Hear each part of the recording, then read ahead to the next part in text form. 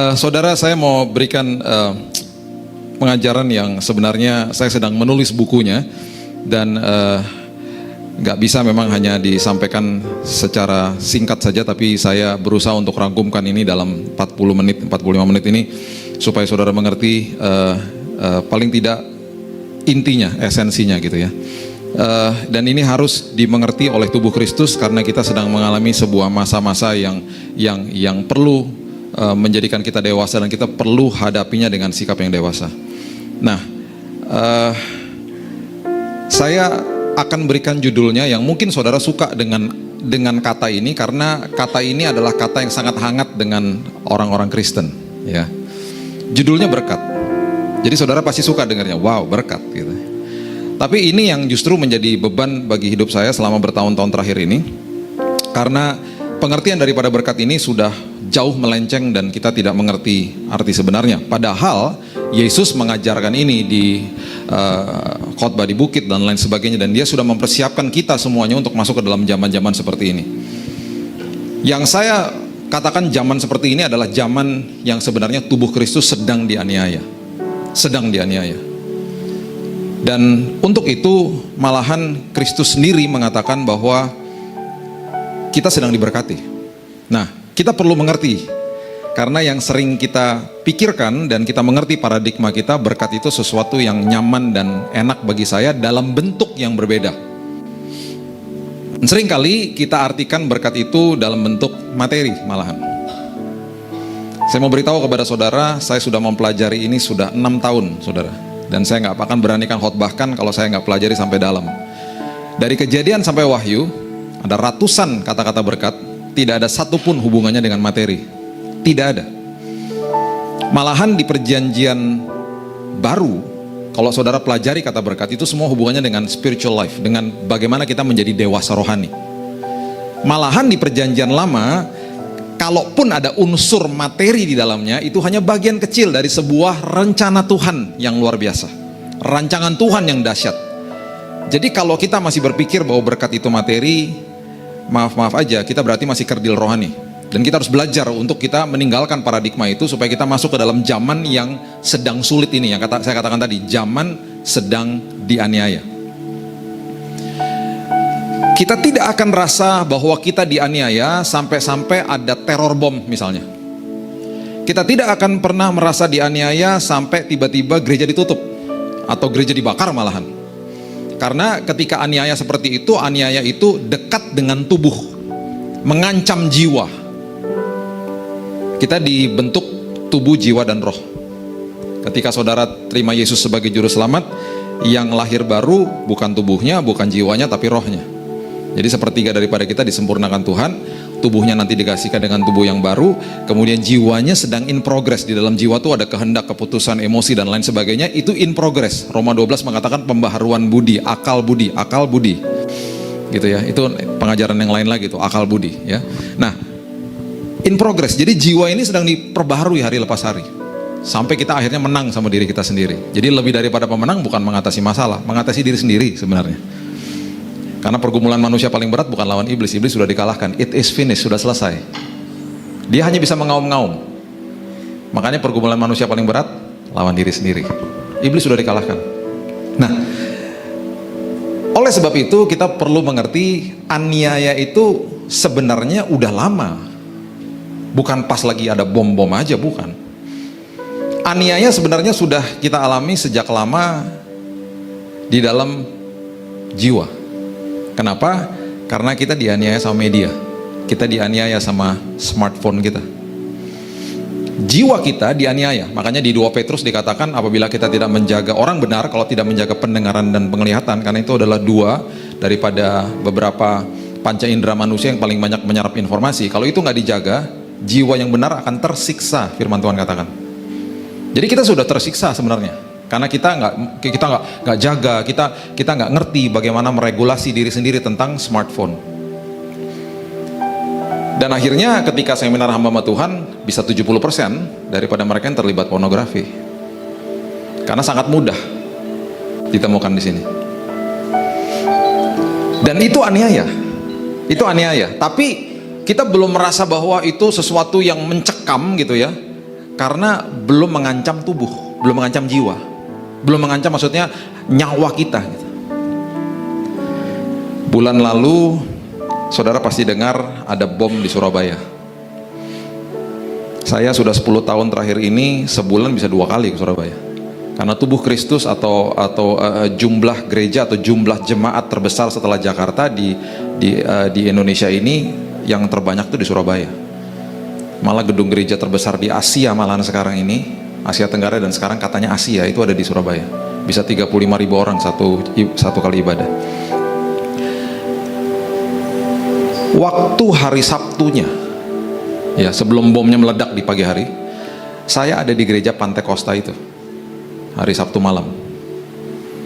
Saya mengisi di Dewasa Muda dengan teman-teman dari STT di situ karena mereka ada STT di belakangnya. Jadi kami ibadah.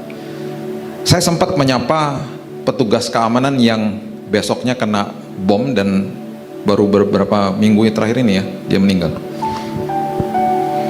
Besok paginya, jadi persis 12 jam setelah itu tempat itu dibom dengan kandungan bom yang cukup besar. Di hari itu ketika terjadi bom, saya juga lewat di jalan namanya Jalan Diponegoro yang terjadi bom yang kedua, yang low explosion, yang kalau saudara mungkin lihat videonya atau apa, yang ibunya sama anaknya. Jadi itu low explosion. Di situ gereja itu kalau saya baca sampai hari ini belum ada korban ya, karena itu hanya di depan saja. Saya lewat sama teman saya karena kita mau pergi pelayanan. 3 menit setelah itu bunyi dentuman, tapi kami nggak tahu itu bom karena low explosion, ledakannya sangat-sangat rendah gitu ya. Kami sampai ke tempat tujuan, ibadah pertama. Jadi saya nggak tahu apa-apa, sudah terjadi bom nih, saya nggak tahu karena handphone saya mati. Setelah duduk ibadah pertama, jemaat di belakang saya menepuk saya bilang, "Pak, tolong doakan Pak, ini bom di mana-mana Pak, bom di mana-mana." Saya buka telepon, wow, news di mana-mana, udah berita, breaking news di mana-mana, dan ada 40 miss call di handphone saya. Paling banyak istri saya, bukan istri orang yang telepon. Ya. Istri saya ada di sini. Ini istri saya, mama saya, dan anak saya. Ini yang saya pernah katakan dulu, anak saya ini nggak mirip saya. Kalau saya jalan sama dia, dipikir saya nyulik anak gitu ya. Karena 100% diambil mamanya gitu. Mukanya kayak mamanya. Sampai teman-teman saya katakan kutuk sudah dipatahkan. Nggak segelap papanya, putih anak saya. Entah kalau setelah ibadah saudara lihat aja, beda, jauh gantengan dia daripada saya. Saya berdoa, Tuhan tolong supaya anak ini makin mirip. Udah 11 tahun, makin beda. Gak makin mirip. Jadi banyak sekali miss call, banyak sekali, mama saya juga termasuk salah satunya. Kamu di mana? Kamu di mana? Kamu di mana? Anak saya yang pertama ada di luar negeri. Dedi di mana? Saya broadcast kepada mereka, saya bilang saya oke, I'm okay. Ya. Mencekam sekali. Dan kemudian kami tetap lakukan ibadah kedua walaupun polisi sudah katakan harus disteril. Kota Surabaya steril, semua ibadah selanjutnya dibatalkan, harus pulang ke rumah. Kami lakukan ibadah kedua karena jemaat sudah mulai datang. Jadi itu ibadah pertama, ibadah kedua jam 9.30. Di ibadah kedua kami berdoa. Sebagai hamba Tuhan tetap saja lutut saya bergetar waktu saya berkhotbah. Saya ngeliatin pintu belakang, ada yang bawa ransel nggak masuk ke dalam. Tetap takut lah, nama juga manusia. Itu pertama kali ya. Kantor saya di Menteng. Kita pernah mengalami bom Tamrin ya. Itu nggak jauh-jauh dari kantor saya. Tapi bagi saya nggak begitu mencengkam. Ini kemarin betul-betul mencengkam sekali karena saya dekat dengan kejadian itu dan saya ada 12 jam di gereja yang baru dibom paginya dan banyak korban di situ. Setelah selesai ibadah siang kami pulang, Surabaya udah kayak kota mati. Istri saya katakan cepat, udah pulang aja, ambil pesawat yang lebih cepat. Nggak bisa, full. Itu karena hari Kamisnya hari kenaikan, hari Jumatnya hari kejepit, jadi orang traveling dan juga banyak orang Surabaya yang keluar dari kota Surabaya karena Surabaya nggak pernah kena bom, nggak pernah kena bom. Akhirnya jam 7.30 saya di drop di Juanda. Kalau saudara ngerti airport itu ada terminal 1, terminal 2. Saya di terminal 1 karena saya terbang ke Halim. Jam 7.30 saya sampai di sana. Di lounge di mana saya selalu duduk. Jam 7.30 tuh makanan udah kalau nggak setengah habis sudah. Orang makan di situ. Ini nggak ada yang makan, penuh makanannya. Nggak ada satupun pegang makanan. Kenapa? Stres. Semua nonton TV, semua pegang handphone nonton breaking news. Penuh airportnya. Sepertinya saudara kalau dengar ada pin drop, ada sesuatu yang jatuh bisa dengar karena nggak ada yang ngobrol. Semuanya mencekam, semuanya nonton televisi, semuanya diem. Teman saya yang baru drop saya bilang begini, puji Tuhan bro, katanya. Kenapa? Semua kompleks Juanda di shutdown, ditutup. Tolnya ditutup. Kenapa? Ketemu bom di Rusunami di Sidoarjo. Saudara pasti dengar ya. Setelah itu ada bom meledak di Rusunami. Dan airport itu ada di Sidoarjo. Shutdown. Puji Tuhan, saya udah drop kamu di sini gitu. Saya tunggu boarding dan puji Tuhan semuanya on time. Saya pulang. Sampai di Halim biasanya istri saya kalau jemput dia tunggu di mobil. Kali ini dia nggak tunggu di mobil, dia tunggu di pintu kedatangan. Waktu saya keluar dia peluk saya seperti dia nggak pernah peluk saya sebelumnya. Sampai-sampai saya berpikir apakah perlu ada bom sampai dipeluk kayak begitu. Sempat hari itu saya bilang sama istri saya, jangan kasih tahu anak saya yang kedua ini, karena dia masih 11 tahun. Saya nggak mau dia dengar dari mana-mana, karena dia selalu kalau saya pergi dia doain saya, dan dia tahu kemana saya pergi. Karena dia suka khawatir anaknya, dia suka kepikiran nantinya. Jadi saya bilang jangan nyalakan televisi, udah diemin aja, karena ini anak punya hati yang sangat sensitif. Besoknya pagi-pagi, saya sengaja bangun pagi dan saya harus jelaskan kepada dia dengan bahasa yang dia mengerti. Bagi saya berat. Saya nggak pernah mengalami pengalaman seperti itu. Orang tua saya harus jelaskan kepada saya, negaramu dalam keadaan terancam begini, kamu harus doa. Nggak pernah. Jadi saya harus jelaskan kepada dia dengan bahasa sederhana yang dia mengerti. Saya katakan kamu harus doakan Indonesia dan lain sebagainya. Hati saya makin menangis karena beberapa hari setelah itu ada beberapa anak-anak kecil yang akhirnya yang menjadi korban dan meninggal. Dan itu akhirnya memicu saya untuk kemudian menyelesaikan buku saya tentang topik ini, berkat. Karena Yesus sudah persiapkan kita untuk masuk ke dalam zaman ini. Sebelum itu kita buka dulu di Roma pasal yang kelima, ayat yang kedua sampai kelima. Roma pasal yang kelima, ayat yang kedua sampai kelima. Saya berharap setelah ini selesai, saudara mendapatkan paradigma yang baru, saudara di refresh sama Tuhan, supaya saudara siap masuk ke dalam zaman-zaman seperti ini. Roma 5 ayat yang kedua dikatakan, oleh Dia kita juga beroleh jalan masuk oleh iman kepada kasih karunia ini. Di dalam kasih karunia ini kita berdiri, kita bermegah dalam pengharapan akan menerima kemuliaan Allah. Dan bukan hanya itu saja, kita malah bermegah itu boasting, berani, menatap, menantang malahan. Apa? Juga dalam kesengsaraan kita. Karena kita tahu bahwa kesengsaraan menimbulkan ketekunan, ketekunan menimbulkan tahan uji menimbulkan pengharapan, pengharapan tidak mengecewakan, karena kasih Allah telah dicurahkan dalam hati kita oleh Roh Kudus yang telah dikaruniakan kepada kita. Ini maksudnya, ayat ini adalah Paulus mengatakan, saya ini bermegah, saya berani menghadapi kesengsaraan hidup. Karena ada sesuatu yang dia sudah mengerti di dalam kehidupannya. Yang Yesus mau ajarkan dan Alkitab mau ajarkan kepada kita, setiap kali ada masalah, dan sudah pasti ada masalah, harus masuk ke dimensi yang lebih tinggi, yang lebih baru, dan harus mulai berdoanya tuh begini, saudara. Karena kita sudah terbiasa, kita tuh mau enak. Kita bangun pagi, kita mau enak. Kita bangun pagi, daging ini selalu menagih secara langsung atau tidak langsung, aku mau sesuatu yang nyaman dan aman bagi saya. Udah pastilah, dan itu nggak salah. Keinginan daging seperti itu nggak salah. Tapi akhirnya kalau kita tidak meregulasi keinginan daging ini, kita akhirnya masuk ke dalam sebuah paradigma yang salah. Kita kejar event, kita nggak kejar kebenaran. Makanya kenapa event tuh rame? Karena sesuatu yang gratifikasinya sangat cepat dan memberikan kesenangan sangat instan dan sangat cepat. Makanya konsep rame. Orang yang kejar kesenangan, kejar event, kejar sesuatu momen, maunya cepat-cepat. Orang yang kejar kebenaran itu orang yang kejar proses, dan itu jarang. Makanya kenapa di dalam tubuh Kristus, di dalam gereja, Paskah sama Natal rame. Orang kejar eventnya, rame, festif, dari kata festival. Festif, datang, wah rame, ada pembicara tamu, ada penyanyi tamu, ada kado, ada makan-makan, oh rame, datang aja, Paskah Natal. Saudara harus bangga sama diri saudara yang setiap minggu datang ke gereja, karena saudara kejar proses. Makanya banyak orang datang begini kepada saya, Pak, konseling dong, mau nikah. Kapan nikahnya? 3 bulan lagi. Cari aja orang lain, saya nggak mau. Kejar eventnya, kejar hari hanya, kejar hari nikahnya, nggak kejar prosesnya. Pak, mau nikah Pak, minta konseling. Kapan nikahnya? Minggu depan. Goodbye. Selamat aja loh. Sampai akhirnya saya di dalam benak saya akhirnya jadi menghakimi orang secara tidak langsung. Jadi orang datang minta konseling, jadi aduh capek deh gitu. Sampai satu hari satu pasangan masih muda datang kepada saya, dan saya udah hakimi duluan dalam hati saya. Akhirnya saya minta maaf sama dia. Kak, konseling Kak. Dalam hati saya, aduh ini lagi. Berapa lama lagi mau nikah? Selalu pertanyaan itu saya tanya. 1,5 tahun lagi. Saya sampai begini, jarang nih orang kayak kamu. Saya nyari orang kayak kamu nih, saya nyari selama ini gak pernah ketemu. Sampai saya terduduk, sampai lemes lutut saya. Kok ada orang kayak kamu ternyata ya? 1,5 tahun lagi. Saya bilang sama dia waktu hari itu, saya nggak usah tanya izin sama istri saya, pasti juga dia mau. Kapan memulai kita ketemuan? Tiap bulan itu bisa beberapa kali dia ketemu, sampai kita didatengin ke rumah. Niat macet kadang-kadang, karena macet habis kerja mereka tuh datang bisa jam 8, jam setengah 9 malam, sampai jam 12 midnight tuh ngobrol di rumah. Mereka bertengkar di depan kita karena salah paham dan lain sebagainya. Kejar proses, kejar belajar tentang segala apapun mereka belajar. Kita juga belajar, bukannya berarti kita lebih hebat, nggak, kita lebih banyak pengalaman aja, cuman itu aja kok. Kita saling belajar, saya juga belajar dari mereka.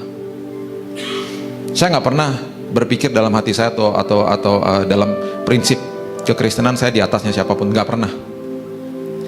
Orang ini pasti punya pengalaman lebih daripada saya di dalam bidang tertentu, saya punya pengalaman dalam bidang tertentu lebih banyak daripada orang ini, dan kita saling bertukar pikiran, itu aja. Saya nggak pernah nangis di dalam sebuah pernikahan sampai saya datang ke pernikahannya mereka.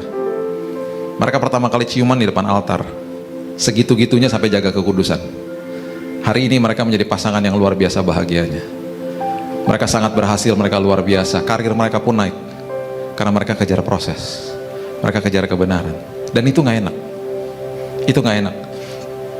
Yuk kita kejar itunya. Makanya carilah dahulu kerajaan Allah dan kebenarannya, maka segala sesuatu baru ditambah-tambahkan dalam hidupmu. Jangan kejar yang ditambah-tambahkan, kejar bagian yang awalnya. Carilah dahulu kerajaan Allah dan kebenarannya. Ingat, itu kata ditambahkan loh. Kalaupun nggak ditambahkan berarti saudara dan saya udah cukup. Udah cukup. Itu kata, itu kalimat terus digali. Itu ditambahkan tuh berarti extra, shall be added. Tanpa itu pun saudara dan saya udah cukup. Gak usah kejar-kejar itunya, itu kedaulatan Tuhan. Mau ditambahin syukur enggak, juga terima kasih Tuhan. Kita bejana kok di dalam ikut sama Tuhan yang harus diperbaiki. Makanya ketika menghadapi masalah atau menghadapi sebuah kesengsaraan hidup, yang Paulus mau tekankan adalah begini, jangan lagi berdoa untuk masalahnya hilang atau masalahnya lenyap. Berdoa di dalam apapun pergumulan ini, bukan masalahnya yang berubah, saya yang berubah. Itu baru dahsyat, itu baru dewasa, itu arti daripada berkat. Jadi kalaupun masalahnya ada, terima kasih Tuhan. Masalahnya dihilangkan, itu kedaulatan Tuhan, terserah Tuhan. Tuhan yang tahu kok. Tapi selama perjalanan iman ini, sedalam perjalanan proses ini, apapun itu boleh terjadi Tuhan, sampai di ujung pasti saya tahu saya akan sampai di ujung dengan selamat karena Tuhan menggandeng tangan saya. Dan selama perjalanan ini Tuhan, saya mengucap syukur karena saya akan dirubahkan Tuhan. I am changed. Itu maksudnya. Itu maksudnya kata bermegah di depan kesengsaraan. Karena aku tahu Tuhan ada di sampingku, dan di ujung daripada ini semuanya mendatangkan kebaikan. Dan seringkali di dalam benak kita mendatangkan kebaikan, masalahnya hilang. Bukan. Seringkali masalahnya masih ada dan tambah berat. Tapi mendatangkan kebaikan kenapa? Aku yang berubah. Bejana ini jadi bejana yang lebih dahsyat, lebih luar biasa. Kapasitas diperbesar, perkara yang baru-baru, yang dahsyat terus dipercayakan nanti sama hidup kita. Ingat ya, kita ini adalah pengelola bukan pemilik. Matius 25 mengatakan kita adalah pengelola bukan pemilik. Makanya talenta itu dititipkan 5, 2, dan 1. Dan harus digandakan, harus dikelola. Makanya kehidupan kekristenan bukan kepemilikan, stewardship, pengelolaan kok. Makanya ketika kita mengerti mengelola, makin dahsyat, makin luar biasa. Kita nggak memiliki apa-apa. Mazmur 24 mengatakan apapun yang ada di bawah langit milik kerajaan surga, bukan punya kita. Kita hanya pengelola. Kita nggak akan bawa apa-apa. Kita datang nggak bawa apa-apa, pulang nggak bawa apa-apa kok. Datang telanjang, pulang telanjang. Di hari kita meninggal, nama kita pun lenyap. Dipanggilnya apa? Jenazahnya di mana? Hilang namanya. Lahir dikasih baju, meninggal ntar dikasih baju lagi. Nggak bisa komplain kita. Habis dimandikan jenazah dikasih baju, bisa komplain? Nggak bisa. Kita nggak suka baju, kita bisa komplain? Nggak bisa. Di peti mati, ganti dasinya nggak cocok nih. Menjerit langsung yang melayat, bubar yang melayat. Nggak bisa. Pengelolaan. Nah, makannya Yesus ajarkan begini. Kita baca ya, Matius pasal yang ke-5, coba. Ayat yang ke-9. Ini aneh, kata berkat disandingkan dengan kata derita. Nah, ini saya mau jelaskan kepada saudara. Ada 3 kata di dalam perjanjian lama dan perjanjian baru yang arti daripada berkat. Di perjanjian lama namanya barak atau esher. Saya nggak bisa gali lebih dalam karena waktu. Barak dan esher. Di dalam perjanjian baru namanya makarios. Oke, Barak, Asher, dan Makarios adalah arti atau akar kata daripada kata berkat. Itu nggak ada hubungannya sama materi. Artinya adalah berbahagia atau bersukacita di dalam rencana Tuhan dalam hidupmu. Itu artinya. Berbahagia, bersukacita di dalam rancangan Tuhan. Jadi Tuhan mau buat apa aja yang Tuhan titipkan, itu adalah bagian daripada berkat. Makanya Barak, Asher, atau Makarios. Nah, di dalam perjanjian baru diterjemahkan dari bahasa Yunani, itu kata Makarios. Kalau saudara ke Israel, ada satu bukit, di atasnya tulisannya blessed, blessed, blessed, tentang ayat ini. Tapi lembaga Alkitab kenapa sampai menerjemahkan dengan kata berbahagia? Karena diterjemahkan langsung dari bahasa aslinya atau Makarios, bukan bahasa Inggris. Lembaga Alkitab tidak pernah menerjemahkan Alkitab yang saudara pegang itu dari bahasa atau versi bahasa Inggris, nggak pernah. Mereka terjemahkan dari bahasa asli. Makanya keluar kata-kata ini, berbahagialah, yang artinya sebenarnya berkat. Kalau saudara buka Alkitab bahasa Inggris saudara, kata berbahagia ini tulisannya blessed. Jadi dibacanya begini. Matius 5 ayat 9 mengatakan begini, berbahagialah atau diberkatilah orang yang membawa damai, karena mereka akan disebut anak-anak Allah. Perhatikan ayat 10. Berbahagialah atau diberkatilah orang yang, katakan bersama-sama saya, 2, 3 apa? Dianiaya oleh sebab kebenaran, karena mereka yang mempunyai kerajaan surga. Berbahagialah atau diberkatilah kamu jika karena aku kamu dicela, dianiaya, dan kepadamu difitnahkan segala yang jahat. Disebut kafir malahan. Jadi justru ketika tubuh Kristus sedang dibom, ketika tubuh Kristus sedang dianiaya, ketika saudara sedang mengalami proses kehidupan, menghadapi masalah dalam kehidupan, saudara dan saya sedang diberkati sama Tuhan. Itu artinya jauh daripada materi, gak ada hubungannya sama materi. Jadi lain kali saudara mengatakan kepada teman saudara, God bless you, Tuhan berkati ya, itu artinya terima kasih, berarti rancangan Tuhan terjadi sama hidupku untuk aku kelola dengan sebaik-baiknya. Itu artinya gak ada hubungannya sama materi.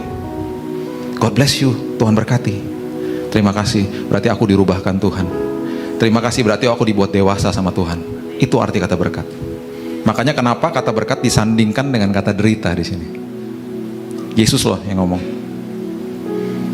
Makanya saya sedih ketika mendengar hamba Tuhan berdiri di atas bilang, puji Tuhan, saya berdoa bagi jam tangan saya, sepatu saya harga ratusan juta. Akhirnya ada jemaat yang ngasih. Pertama dia ngasih kode sama jemaatnya, dia suka barang-barang mahal. Kedua dia melecehkan firman Tuhan. Ketiga dia mengatakan kepada jemaatnya bahwa berkat adalah materi. Dan akhirnya saya nggak heran ketika ada jemaat-jemaat yang sampai menjual barang-barangnya sampai bangkrut, mengatakan begini, Pak saya nggak mau ke gereja lagi. Kenapa Bu? Nggak mau lagi Pak, saya pahit sama gereja. Saya dikatakan kalau saya kasih semua sama Tuhan, saya dimultiplikasi. Yang dijanjikan materi-materi. Saya bilang ini, apa bedanya ya gereja sama Gunung Kidul? Apa bedanya Tuhan sama dewa? Apa bedanya? Karena dia datang ke gereja, dia berikan kondisi kepada Tuhan. Tuhan 10% ya Tuhan, balikin loh Tuhan, berkali-kali lipat. Balikin Tuhan, balikin. Emangnya 10% pancingan? Tuhannya dewa? Nggak gitu. Tuhan ini 10% buat Tuhan. Kalau Tuhan suruh saya kasih lebih lagi, nggak apa-apa Tuhan, saya kasih lebih. Kenapa saya berani ngomong gini? Karena saya pernah kasih 100%. Tuhan yang suruh. Waktu pertama kali saya mengalami pengalaman seperti begini, doa ulang nggak? Doa ulang. Ngeri, takut. Iya, 100% soalnya. Kalau ada suara Roh Kudus 20%, oke lah, cincailah 20%, 30, oke lah, mulai berat, 40 udah, oke lah Tuhan, 100%. Sampai pas lagi doa sampai begini, yang benar Tuhan, 100%. Karena apa? 10% punya Tuhan, 90%-nya pun punya Tuhan. Bukan punya kita. Dititipkan kok. Paradigma kita harus berubah. Ikut Tuhan tuh bukan untuk saya, bukan aku lagi. Makanya kalau kata pikul salib itu artinya stauros. Stauros itu artinya mati. Mati. Orang mati nggak bisa tersinggung, orang mati nggak bisa marah, orang mati nggak bisa sensitif. Mati. Stauros bukan, orang banyak mengartikan salah karena begini, nggak belajar bahasa aslinya jadi begini. Aduh, tadi aku lagi mau pelayanan, ban motor sampai bocor. Aduh, lagi pikul salib nih. Celah pikul salib. Aduh, gue pergi pelayanan nih, lagi flu nih, tapi tetap datang pelayanan, lagi pikul salib. Celah pikul salib. Ke dokter aja lo pikul salib. Beli obat di Indomaret pikul salib. Pikul salib itu mati. Stauros artinya. Ntar satu waktu kita belajar tentang itu. Bagaimana kriteria jadi murid Yesus. Ada 5. Salah satunya pikul salib. Mati. Berarti apa? Kita dikatakan sama Yesus, kalau kamu mau jadi murid. Orang percaya itu beda sama murid loh. Orang percaya, banyak orang percaya. Murid itu susah. Murid tuh berarti masuk ke dimensi yang lebih dalam lagi. Berarti apa? Kalau disakiti orang, dikeselin sama orang, kita nggak bisa marah. Dituntut untuk apa? Memberikan kasih kok kepada mereka. Makanya saya selalu katakan khotbah di atas ini bagi saya gampang. 20 tahun saya pelayanan mimbar. Jemaat-jemaat cuman 40 menit, ada yang dengerin, ada yang ketawa, ada yang begini, ada yang tidur, ada yang tidurnya maksimal gitu. Banyak lah. Cuman satu arah, oke lah. Khotbah paling susah di luar sana. Ketika mobil saya diserempet sama motor, disalip sama motor, kaget kan, tin, motornya berhenti, buka helm. Apa lo? Nah, itu khotbah paling berat. Istri saya punya kata-kata password, pegang kaki saya, sayang, udahlah sayang, ntar jangan-jangan di jemaat. Oh iya. Jemaat tuh kata-kata yang meluntuhkan hati saya. Oh iya, jemaat. Tapi setiap kali ada motor kurang ajar, dia bilang jemaatnya kurang ajar semua. Malas sih. Jemaat, semua jemaat. Jemaat gak gitu kali. Semua jemaat. Oke. Mazmur 73 coba saudara baca. Mazmur 73 ditulis sama Asaf. Asaf adalah pemimpin biduan, pemimpin paduan suara. Orangnya biasa-biasa aja. Sama seperti saudara dan saya, harus bayar tagihan, hidupnya dalam proses. Dia gak suka lihat orang fasik, atau orang yang dikatakan orang fasik itu kenapa dia mujur. Itu pertanyaan kita kan, kenapa orang-orang yang fasik yang nggak kenal Tuhan kok sepertinya dalam tanda kutip mereka kok diberkati. Nah, ini dia ngomong gini, Mazmur 73 ayat 3. Sebab aku cemburu kepada pembual-pembual kalau aku melihat kemujuran orang-orang fasik. Nah lo, mujur orang-orang fasik. Sebab kesakitan tidak ada pada mereka, sehat dan gemuk tubuh mereka. Mereka tidak mengalami kesusahan manusia dan mereka tidak kena tulah seperti orang lain. Ayat 16, akhirnya dia sadar, ayat 16 dikatakan begini, akhirnya dia sadar. Tetapi ketika aku bermaksud untuk mengetahuinya, hal itu menjadi kesulitan di mataku. Sampai aku masuk ke dalam tempat kudus Allah memperhatikan kesudahan mereka. Sesungguhnya di tempat-tempat licin kau taruh mereka, kau jatuhkan mereka hingga hancur. Betapa binasa mereka dalam sekejap mata, lenyap habis oleh karena kedahsyatan. Ini maksudnya gini, kita ini ada di dalam perahu kehidupan, ya. Perahu kehidupan kita, karena kita mengerti kebenaran, kita pasti mau lawan arus, karena kita nggak akan ikut arusnya dunia. Jadi anggap saja saya dan saudara ini ada di dalam perahu kehidupan. Karena perahu kehidupan ini mengenal kebenaran firman Tuhan, kita pasti lawan arus. Kita nggak akan ikut arus dunia. Arus dunianya ke sana, kita pasti ke sana. Kalau lagi lawan arus, mau nggak mau pasti harus mendayung dong supaya maju. Lawan arus. Jadi mau nggak mungkin kita dayung. Berat nggak? Ya berat. Namanya juga lawan arus. Dan seringkali kita waktu lagi dayung, kita dayung dengan tangisan. Duh enak banget Tuhan, berat banget sini hidup ini kayaknya, gitu kan. Lagi kita nangis, lagi kita mendayung, dan seringkali kita capek. Kita bilang, aduh capek Tuhan, kita angkat dayungnya. Fokusnya tetap benar. Fokusnya tetap lihat Tuhan, lihat Yesus. Tapi ketika dayungnya diangkat, lambat laun ikut arus. Kebawa sama arus. Walaupun fokusnya benar. Jadi mau gak mau dayung lagi dengan tangisan. Lagi mendayung seperti begitu, tiba-tiba kanan kiri kita ada perahu-perahu kehidupan yang sedang ikut arus. Dan waktu mereka ikut arus, mereka nggak dayung, mereka cuma ngarah-ngarahin aja perahunya. Dan kelihatannya di mata kita enak hidup mereka. Mereka cuma angkat-angkat kaki, terus mereka lewat.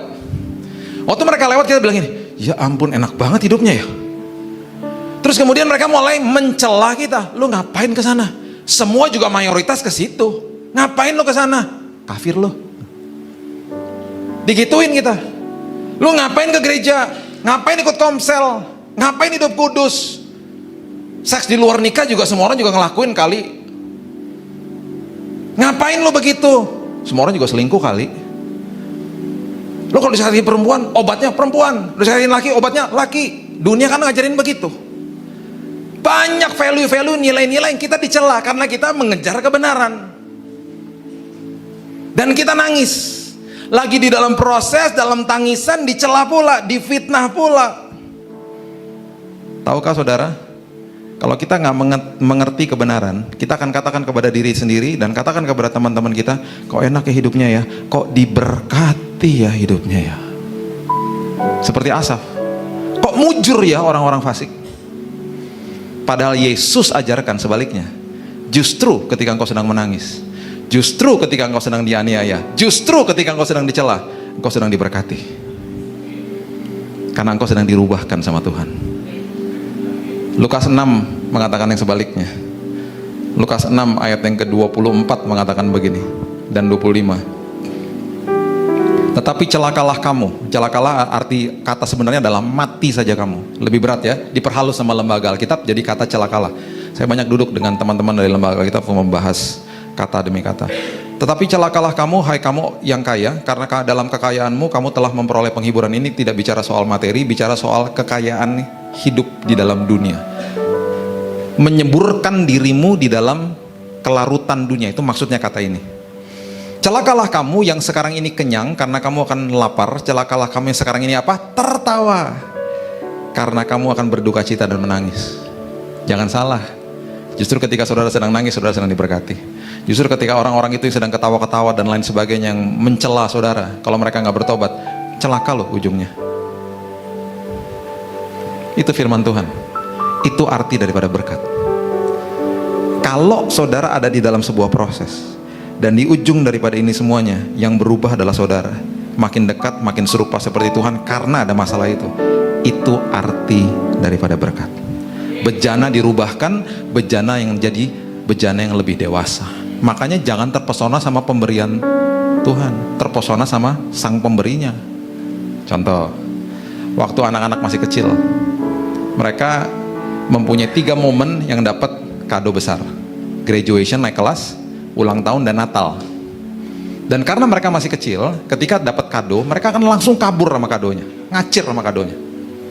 Thank you, mereka nggak bilang thank you, mereka langsung kabur. Terus kita bilang begini, bilang apa? Kan masih kecil, belum jadi budaya bilang terima kasih. Waktu mereka lihat kadonya, sambil lihat kado, nggak lihat kita, baru bilang thank you dad, thank you mom. Mereka dari hati nggak ngomongnya, enggak, kan disuruh. Bilang apa? Kita kan suka bilang begitu sama anak kecil, karena bilang terima kasih belum jadi budaya, terpesona sama pemberiannya. Hei, bilang apa? Thank you mom, thank you dad. Nggak lihat sama kita, dibuka kadonya dan suka sama kadonya. Dan kita maklum aja, kenapa? Karena mereka masih kecil, terpesona sama pemberiannya. Sampai waktu akhirnya dia nih umur 10 tahun lalu, dia koleksi Lego di rumah. Jadi kami selalu beli Lego. Saya juga suka Lego, main Lego. Nah, saya kasih dia kado Lego. Habis selesai, kita tunggu di depan tokonya. Istri saya ada lagi di toko sebelah, kita nunggu. Tiba-tiba dia taruh Legonya dan dia peluk saya. Dan dia bilang, thank you dad, tanpa saya suruh. Saya kaget di situ. Wow, beda ya nih anak. Thank you ya dad. Terus dia mulai tanya, Daddy mesti kerja berapa lama sampai bisa beli kado itu? Nah, dia mikir nih, belinya pakai uang. Anak saya yang pertama dulu pulang sama omanya bilang begini, dad, Daddy kalau perlu duit dad, ada tempat namanya ATM, dahsyat dad, duitnya banyak dad. Oma pencet keluar uang. Kalau menurut aku dad, Daddy pencetnya lamaan dikit, uangnya lebih banyak keluarnya. Pencet lamaan dikit, kalau rekeningnya kosong, ketelen kartunya nak. Heng, ketelen kartunya, hilang kartunya. Dipanggil bank kita besok. Terus dia mulai terproses. Terus dia mulai tanya sama saya, tadi Daddy bayar pakai kartu ya? Is that credit card? Yes. Berarti nggak bayar dong? Enak aja bayar. Ntar ada tagihannya. Kalau tagihannya datang nggak enak rasanya. Sampai di rumah kadonya nggak dibuka selama 2 hari. Malam itu dia peluk saya. Berkali-kali dia bilang, dad, thank you ya. Tanpa saya suruh. Langsung hari itu saya mulai berpikir dan sadar, oh anak ini sudah dewasa. Terpesona sama bapaknya yang botak ini, bukan sama pemberiannya lagi. Ngerti maksudnya ya? Kalau saudara masih terpesona sama, udah salah pengertian berkatnya, terpesona sama materi, mujizat, masih kerdil rohani. Terpesona lama Yesusnya, kejar Yesusnya. Orang kusta ketika disembuhkan, yang balik berapa? 10. Ada 10, yang balik berapa? 1. Tahu itu artinya apa? Makanya harus dipelajari bahasa aslinya. Lukas 17 coba buka, ayat 17. Lukas 17 ayat yang ke-17 coba. Lukas 17 ayat yang ke-17. Lalu Yesus berkata, bukankah ke-10 orang tadi semuanya telah menjadi tahir? Di manakah yang 9 orang itu? Tidak adakah di antara mereka yang kembali untuk memuliakan Allah selain daripada orang-orang asing ini? Lalu ia berkata kepada orang itu, berdirilah dan pergilah, imanmu telah menyelamatkan engkau. Ini kalau kita bacanya sepintas saja kita nggak ngerti, nggak dapat esensinya. Imanmu telah menyelamatkan engkau itu ada artinya. Di dalam NIV dan NKJV, Alkitab bahasa Inggris, itu dikatakan your faith has made you well. Kata well itu ada artinya. KJV dengan lebih jelas lagi katakan di King James Version, thy faith has made thee whole. Whole dan well dan menyelamatkan itu arti katanya, akar katanya adalah sirna atau betul-betul sempurna. Dengan kata lain, orang yang kusta ini, yang terpesona sama Yesus, waktu dia kembali kepada Yesus, sudah disembuhkan kan? Sudah. Tapi waktu dia dikirim kembali, bukan sekedar sembuh, tapi bekas kustanya hilang. Yang 9 masih ada bekas kustanya. Sembuh nggak? Sembuh. Tapi masih ada bekasnya. Orang masih tahu, oh bekas kusta lu. Gitu. Yang satu ini, dia betul-betul whole dan well. Whole dan well itu betul-betul dia sirna bekas kustanya. Jadi dapat double portion. Dapat perkenanan Tuhannya itu double. Karena terpesona sama Yesus. Yuk, terpesona sama Yesus yuk. Terpesona sama Yesus setiap hari. Tuhan terima kasih. Aku mau diproses, aku mau dirubah. Karena ketika aku yang dirubah itu arti berkat yang sebenarnya. Hana, saingannya siapa sih? Penina. Itu dua istri daripada Elkana. Hana pengen punya anak dengan motivasi yang salah. Dan seringkali kita juga begitu. Karena Penina juga punya anak, dia nggak punya anak. Penina mencela terus. Punya anak dong Tuhan. Dengan motivasi yang salah. Tuhan nggak kasih tuh. Sampai satu waktu, akhirnya Hana berubah. Dia katakan begini, Tuhan kalau kau berikan anak itu kepada aku, anak laki-laki itu artinya Zara Aneshim. Artinya ketika engkau berikan kepada aku, itu bukan milikku, tapi aku akan serahkan kepadamu Tuhan. Dan di Alkitab dikatakan, nanti saudara baca sendiri di rumah, 1 Samuel, Hana berdiri. Kata berdiri adalah kon. Berdiri itu artinya, arti katanya adalah aku berubah, to restore, to redevelop myself. Aku berubah Tuhan. Ketika aku minta anak ini, bukan untuk kepentinganku, tapi untuk Tuhan. Dikasih nggak? Dikasih. Lahirlah siapa? Samuel. Makanya ketika kita terus berubah, bejana ini berubah, itu arti berkat. Dan udah gitu nanti perkara-perkara besar terus dititipkan dalam hidup saudara. Itu maksudnya. Dan setelah itu pada akhirnya di dalam apapun kehidupan saudara, lepaskan pengampunan. Dianiaya, lepaskan pengampunan. Hukum yang kedua adalah mengasihimu sesamamu manusia toh. Sebelum kata itu ada kata begini, yang sama dengan itu. Sama dengan apa? Yang pertama apa? Mengasihi Tuhan Allahmu dengan segenap hatimu tuh. Jadi yang kedua, ketika disuruh mengasihi sama manusia, sebelum ada kata itu ada kata begini, yang sama dengan itu, sama dengan yang pertama. Jadi kalau nggak mengasihi sama manusia berarti nggak mengasihi Tuhan. Seringkali kita bilang gini, aduh udahlah nggak apa-apa lah Tuhan, ngasih Tuhan kalau ngasih manusia itu ntar aja lah Tuhan. Nggak bisa. Hukum itu, hukum. Dan hukum tidak pandang bulu. Saudara mau udah telat segimanapun juga, yang namanya hukum lampu merah, nggak ada lampu merah. Terus kita tawar menawar, gue telat nih, hijau, nggak ada. Hukum, patuhi, nggak bisa udah tawar menawar. Hukum. Nah ini yang dahsyat. Ya, saya berikan ini sebagai penutup supaya saudara mengerti. Ya. Yohanes 15 ayat 10 sampai 11 saja. Yohanes 15 ayat 10 sampai 11. Ini maksudnya. Jikalau kamu menuruti perintahku, kamu akan tinggal di dalam kasihku, seperti aku menuruti perintah Bapakku dan tinggal di dalam kasihnya. Semuanya itu kukatakan kepadamu supaya sukacitaku ada di dalam kamu dan sukacitamu menjadi penuh. Nah ini dahsyat, dahsyatnya luar biasa ini. Kalau dimengerti ya, ini jadi dahsyat. Kasih itu ketika saudara terima Yesus, nanti saudara baca lagi di rumah, saudara catat saja 2 Korintus 3 ayat 3, semua kebenaran itu ditulis di atas loh hati atau di atas rohnya manusia. Makanya saya katakan ketika saudara terima Yesus, yang diperbaharui, yang lahir baru adalah rohnya.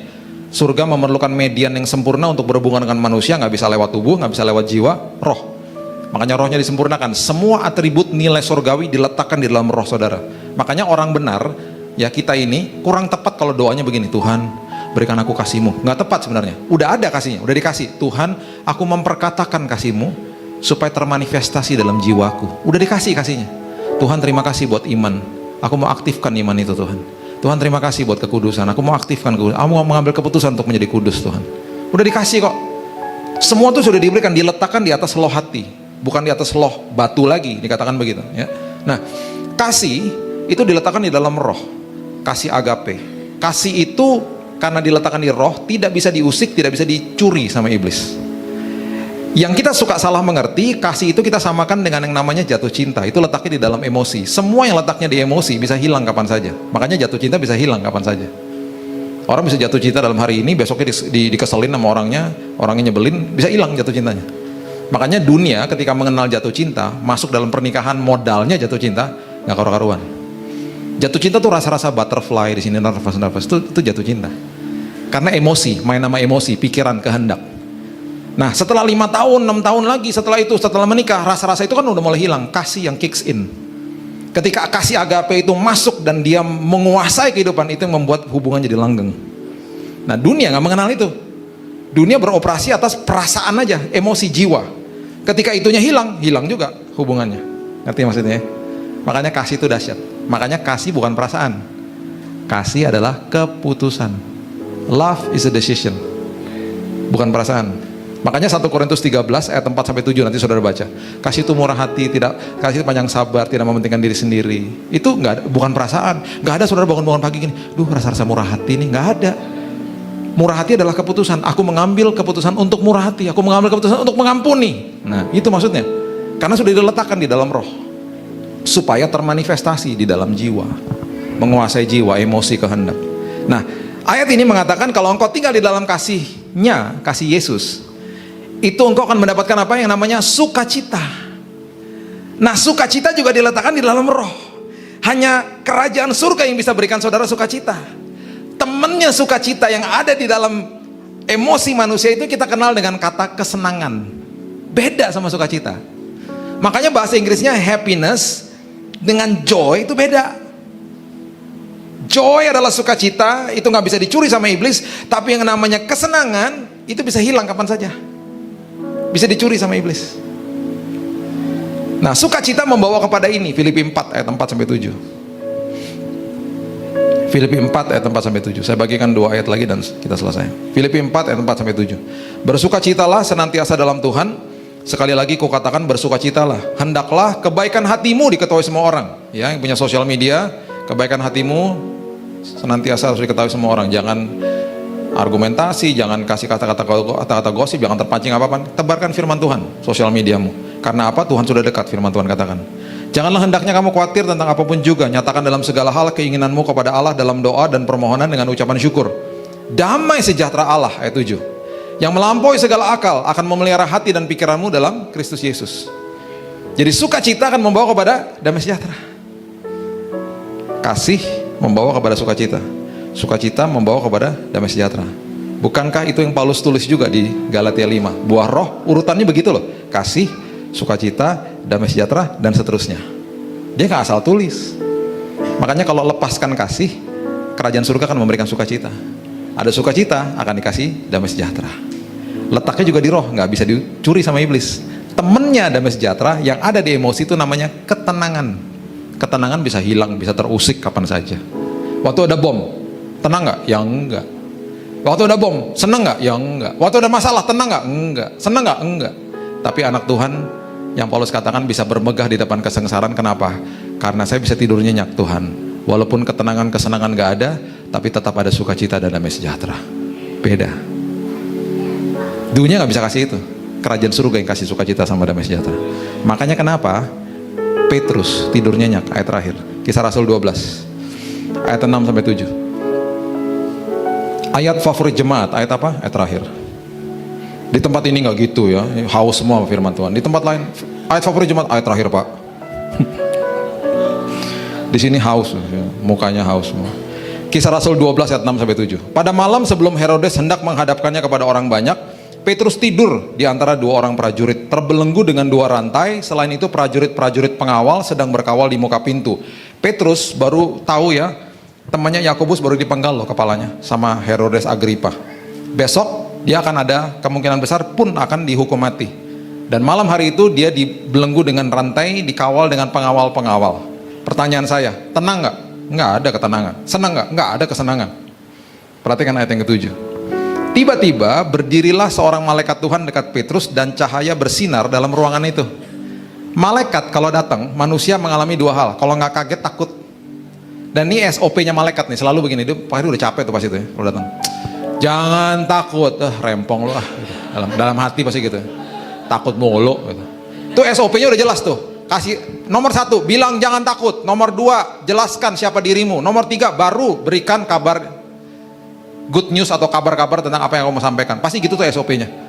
Jangan takut, terus dia jelaskan, saya malaikat dari itu, gitu kan biasa gitu.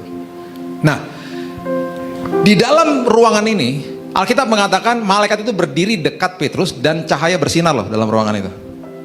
Ini dalam sejarah perserikatan kemalaikatan, ya.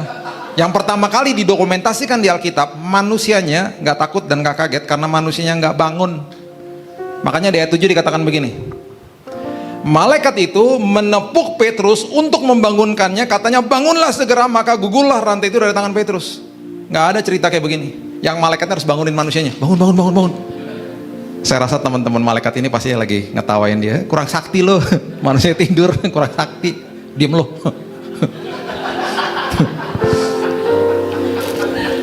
Pertama kali manusianya nggak bangun, malaikat loh sebelahnya, cahaya bersinar loh. Berarti apa? Petrus tidur nyenyak. Indonesia akan ada shalom, Indonesia akan tidur nyenyak, akan ada sukacita dan damai sejahtera kalau tubuh Kristus terus melepaskan kasih Tuhan, lepaskan pengampunan, lepaskan kasih Tuhan. Kalau nggak kita siapa lagi? Harus berdoanya begini, nggak apa-apa berdoa Tuhan, berdoa bagi Indonesia, it's okay, good. Naik satu level lagi, Tuhan apa yang aku bisa buat Indonesia? Tuh, kita mengasihi negara ini, kita ditempatkan di negara ini bukan kebetulan.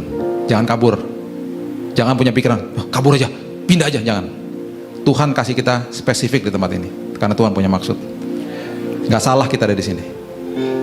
Indonesia akan penuh dengan kemuliaan Tuhan kalau tubuh Kristus mengerti, walaupun aku dianiaya, aku sedang diberkati Tuhan.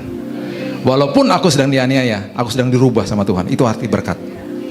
Dan di ujung daripada ini semuanya, aku akan lepaskan pengampunan. Kasih aku lepaskan supaya ada shalom atas kota Jakarta, shalom atas kota Surabaya, shalom atas kota-kota yang lain, atas negaraku Indonesia. Akan ada damai sejahtera dan sukacita. Dan ini adalah kesempatan di mana kita menjadi lembaran terbukanya Yesus, memberitahu kepada dunia, khususnya negara ini loh Yesus saya. Engkau aniaya aku akan lepaskan pengampunan. Biar engkau lihat Yesus. Gereja jadi mercusuar, jadi jawaban bagi bangsa ini. Mari kita berdoa. Thank you Jesus. Terima kasih Tuhan.